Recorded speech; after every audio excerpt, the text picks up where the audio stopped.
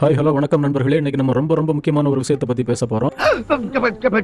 இந்த மே மாதம் நம்ம தமிழர்களுக்கு ரொம்ப வலி மிகுந்த ஒரு மாதம். இன்னைக்கு வந்து மறக்க முடியாத நாள்.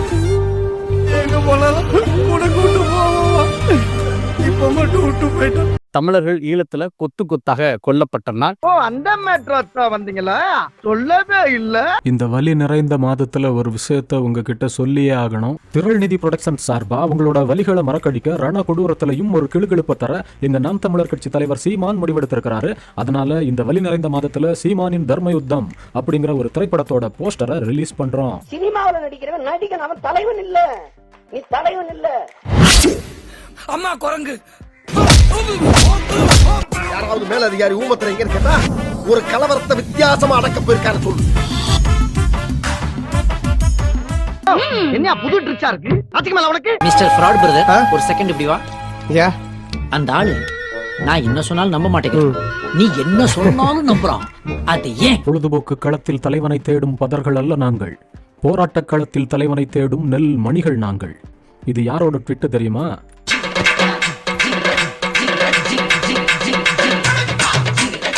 யாரா இவனுங்க?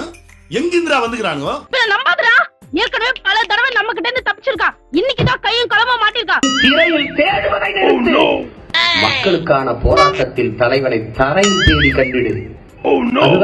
என்னடா இது, ஜாதி வெறியன், மத வெறியன், இன வெறியன் எல்லாரும் சேர்ந்து ஒன்னா படத்துல நடிக்கிறானுங்க அப்படின்னு தானே யோசிக்கிறீங்க? சரிங்க, நடிச்சுட்டு போகட்டும். தரையில நடிக்கிறத திரையில நடிச்சுட்டு போறானுங்க. சல்லி பையன் ஒரே நேரத்துல பழைய சொத்தையும் திம்பா, சுடு சொத்தையும் திம்பா. அப்படியே இவனுங்க கோடம்பாக்கத்திலேயே செட்டில் ஆயிட்டானுங்கன்னா தமிழர்கள் தப்பிச்சுக்குவாங்கல்ல. இதுக்கு மேலே என்ன கத்த விடாத, சத்தம் இல்லாம ஓட்ட போட்டு போய் படுத்துக்க. தம்பி தம்பி தம்பி, சிரிக்க சிரிக்க பேச நினைக்க, ரொம்ப சீரியஸான ஆள் நானு. என்னங்க தீர விசாரிக்கிறதே மெய்யாமுல்ல. ஆனா ஒண்ணு மட்டும் புரிய மாட்டேங்குது. அண்ணியார் கொடுத்த பாலியல் வழக்குக்கு மட்டும் உச்ச நீதிமன்றத்துக்கு போய் அங்க விசாரிக்கிறதுக்கே தடை கேட்கிறாரு. அப்புறம் எங்கன போட்டு தீர விசாரிக்கிறது? கேடு கேட்ட கேரக்டர் ஊடு கட்டி அடிக்கலாம் வாங்கடா. சீமான் விடுற ஓலா கதைகளை தீர விசாரிச்சிருந்தாலே பல தம்பிகளுக்கு அறிவு வளர்ந்து அண்ணன்களா இருப்பானுங்களே. அதாவது கழுது மேய்க்கிற பையனுக்கு இப்படி ஒரு அறிவான்னு உன் மேல எல்லாருக்கும் பொறாமடா. மூச்சுக்கு முன்னொரு தடவை தமிழ்னு பேசுவேங்க. உங்களுக்கு தமிழ் நடிகைகளே கிடைக்கலையாடா? மலையாள நடிகை கூட தான் சொன்ன நடிப்பாரா? என்ன இப்படி ட்விஸ்ட் ஆயி போச்சு? இந்த படத்துல முக்கியமான கேரக்டர்ல மஞ்சப்படி மாமா பையன் தான் நடிக்கிறான் அப்படின்னு தாங்க நான் நினைக்கிறேன். ஏன்னு தானே கேக்குறீங்க? அவன் முக்கிலேயே தெரியுது முக்கியமான கேரக்டர் அவனுக்கு தானே. ஒரு ஸ்டெப் பேக்ல போய் உன் மாமனோட விளையாட்டை வேடிக்கை மட்டும் பார். அங்க போகாத, பாடி வரும். இன்னும் பேக்ல போ.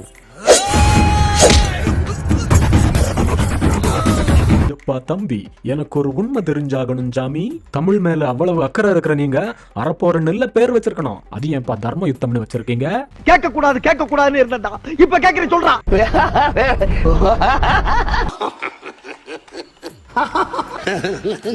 மிஸ்டர் சீமான் மேடைக்கு மேடை எங்களை எல்லாம் கூத்தாடி ரசிக குஞ்சுகள்னு சொல்லிட்டு இப்போ தாங்கள் என்ன செய்கிறீர்கள் அப்படின்னு விஜய் ரசிகர்கள் எல்லாம் கேக்குறாங்க ஒரு பக்கம். என்னப்பா சண்டைக்கு வர மாதிரி? நீ வேணா சண்டைக்கு வாடா, நீ வேணா சண்டைக்கு வா. வாடா, வந்து பாடுறா, வந்து பாடுறா.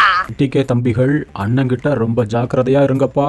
அண்ணன் பயிற்சி முயற்சின்னு பஞ்சு டைலாக் பேசிட்டு அவரோட லைஃப்ல செட்டில் ஆயிருவாரு. தம்பிக்கு தான் மாட்டிக்குவீங்க.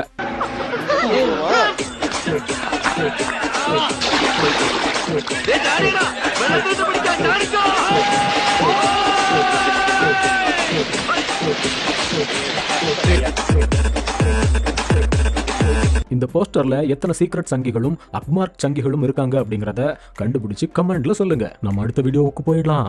போறதுக்கு முன்னால ஒரு சின்ன விண்ணப்பம். நான் தெரிஞ்சோ தெரியாமலோ அறிஞ்சோ அறியாமலோ ஏதாவது சிறிய பெரிய தப்பு பண்ணியிருந்தா மன்னிச்சுக்கங்க.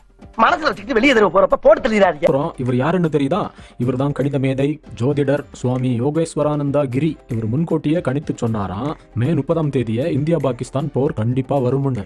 அதுவும் மகாபாரதத்தை குறிப்பிட்டு சொல்லியிருக்காராம். தெரிஞ்சுக்கிட்டியா?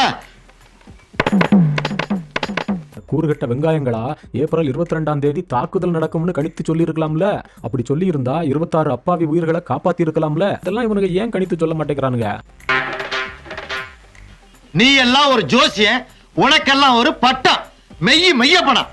பொய்ய பண்ண மாத்தீங்கடா போடா. இன்னொரு முக்கியமான விஷயம் என்ன தெரியுமா? இந்தியா பாகிஸ்தான் போர்ல டொனால்டு ட்ரம்ப் தலையிட்டு பேச்சுவார்த்தை நடத்தி 2 நாடுகளும் உடனடியாக போரை நிறுத்துங்க அப்படின்னு பேசியிருக்கிறாராம். இதை ஏத்துக்கிட்டு 2 நாடுகளும் அதை ஆமோதிச்சிருக்கிறாங்களாம். 1865 ரோமாபுரி நகரத்துல என்ன நடந்தது உங்களுக்கு தெரியுமா? தெரியுமா அக்கா? உங்களுக்கு தெரியுமா அக்கா? உன்னதான் பின்னாடி. சரி, அதை விடுங்க. கல் தோன்றி மண் தோன்ற காலத்து தமிழ். நாங்க இனிமே அண்ணன் தம்பியா வாழ்ந்துக்கிறோம், தயவு செஞ்சு எங்களை விட்டுரு. அதுக்கப்புறமா மோதல்களை நிறுத்திட்டு ராஜதந்திர பேச்சுக்கள் மூலமா இந்த பதட்டத்தை தணிக்கிறதுக்கு முயற்சிகளை செய்துக்கிட்டு வர்றாங்களாம். இது தற்காலிகமான ஒரு அமைதி தான். இன்னும் இந்த பதட்டத்தை குறைக்கிறதுக்கு முழு தீர்வுக்கு இன்னும் பேச்சுக்கள் தேவை அப்படிங்கிறாங்க. What is the real problem?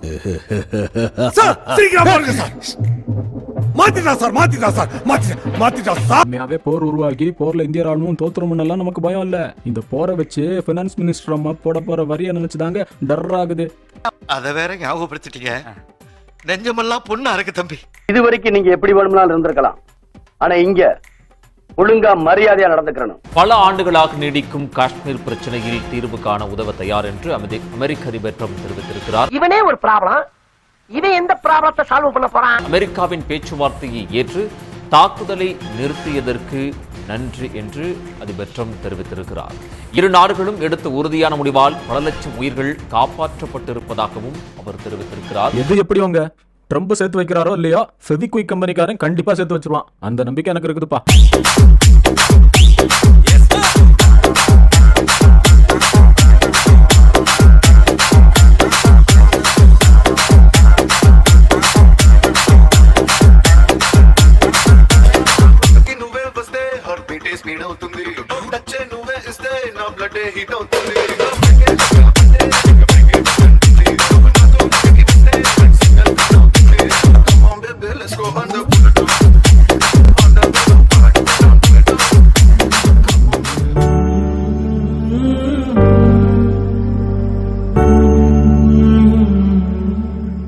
நம்ம உருட்டு வாயம் உருட்டு இருக்கான். அதையும் கொஞ்சம் பாருங்க. இந்தியா எந்த நாட்டோடும் பகை நாடாக இருந்திருக்கலாம், ஆனால் பாகிஸ்தான் பங்களாதேஷோட இருந்திருக்க கூடாது. இந்திய தாய் பெற்று போட்ட குழந்தை பாகிஸ்தான், பாகிஸ்தான் பெற்று போட்ட குழந்தை பங்களாதேஷ். பிரசவம் பார்த்த தாய் பாட்டி இந்தியா. உன் பிள்ளைகளை நீ எப்படி எதிரியாக்கினாய்? கேக்குறாருல, சொல்லுப்பா.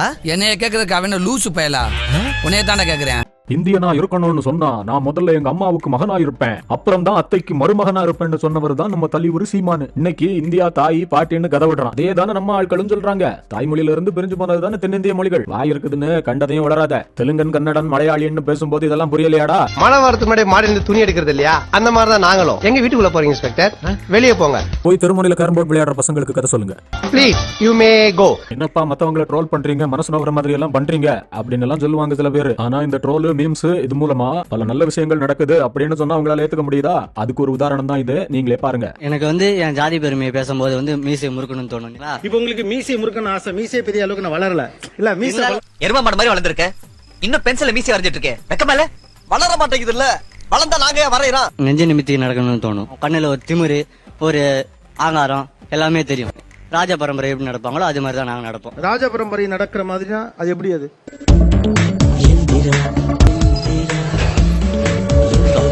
ஓ, நம்ம இவ்வளவு கெத்தா பேசணும். இப்ப நிறைய பேர் நம்மள மாசா பிஜிஎம் போட்டு நம்மள மாசா பசங்கலாம் பண்றானுங்கன்ற மாதிரி நீங்க அந்த ஜோனுக்கு போயிருப்பீங்க. ஆமா, நான் இன்னும் கொஞ்சம் தீவிரமா தான் போயிருப்பேன். நான் அதுல இருந்து வெளியே வந்துருக்கேன். முடிஞ்சு போச்சு. அதுக்கு இது பயன்படுத்த அதை செய்யறதுக்கு தாங்க நாங்க இருக்கோம். எப்படி இருந்தனா இப்படி ஆயிட்டேன், எப்படி இருந்தனா இப்படி ஆயிட்டேன். இப்போ நீங்க என்னென்ன மாற்றங்கள்லாம் பண்ணிருக்கீங்க? அந்த மாதிரி பேசுறது இல்ல, கம்யூனிட்டி பத்தி பேசுறது இல்ல. நான் பாட்டில என் உண்டு, என் ஒர்க்கு நான் பாட்டில அதை ரியலைஸ் பண்ணிட்டு நான் பாட்டில என் வேலையை பார்த்துட்டு நான் பாட்டில போயிட்டே இருக்கேன். ஒரு அக்கா இதுல ஒரு அக்கா தங்கம், அதெல்லாம் தப்பு தங்கம் அப்படின்னு சொல்லிட்டு சொன்னாங்க. அந்த அக்காவுக்கு நான் அந்த நேரத்தில் தேங்க்ஸ் சொல்லிக்கிறேன். இந்த பரம்பரை எல்லாம் சொன்னீங்கல்ல, இப்ப அந்த எண்ணம்லாம் இருக்கா? இல்ல எல்லாரும் ஒண்ணுதான்? நம்ம அனைவரும் சமம், பிறப்பால் எல்லாரும் சமம். ராணுவ வீரர்கள் எல்லாம் என்ன போர்ல சண்டையா போட்டாங்க? அவங்கள போய் பாராட்டிட்டு இருக்கீங்க. நம்ம ஜி தான் ராப்பகலா கஷ்டப்பட்டு கண்முழிச்சு ஆயுதங்களை வாங்கி கொடுத்தாரு. ராணுவ வீரர்கள் எல்லாம் கஷ்டப்படலாங்க, அவங்க தூங்கிட்டு இருந்தாங்க. எங்க ஜியும் ஜண்டா மாமாவும் தான் கஷ்டப்பட்டு பீரங்கில ஏறி உள்ள உட்கார்ந்து போர்ல போய் ஈடுபட்டாங்க அப்படின்னு இந்த தற்கொலை தெர்மாக்கோல் ராஜு வளரி வச்சிருக்காரு. அது என்னன்னு பார்த்துட்டு வாங்க. ஒவ்வொரு இந்தியனும் பாரத பிரதமருக்கு நன்றி சொல்லணும், மத்திய அமைச்சர்களுக்கு நன்றி சொல்லணும்.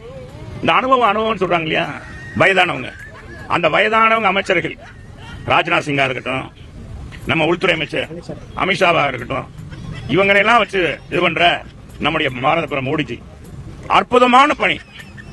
நேற்றைய தினம் தூங்காம கண் விழித்து இந்த ராணுவ வீரர்களுடைய நடவடிக்கையை உன்னிப்பாக கவனிச்சிருக்காரு மீடியா மூலமாக. பாரத பிரதமரே, இப்படி ஒரு பிரதமர் நம்ம பெற்றதுக்கு உண்மையிலேயே இந்திய மக்கள் பெருமைப்படணும். நம்ம பெருமைப்படுறோம். இதை விட்டுட்டு இன்னைக்கு என்னமா ராணுவ வீரர்களுக்கு, ஏன்னா ராணுவ வீரர்கள் போர்லயா போய் இதுலயா போய் சண்டையா போட்டாங்க? இல்ல தொழில்நுட்ப வளர்ச்சி இந்த கருவியெல்லாம் வாங்கி கொடுத்தது மத்திய அரசு, வாங்கி கொடுத்தவர் பாரத பிரதமர், கேட்டவர் ராணுவ அமைச்சர் ராஜ்நாத் சிங், உள்துறை அமைச்சர்கள்.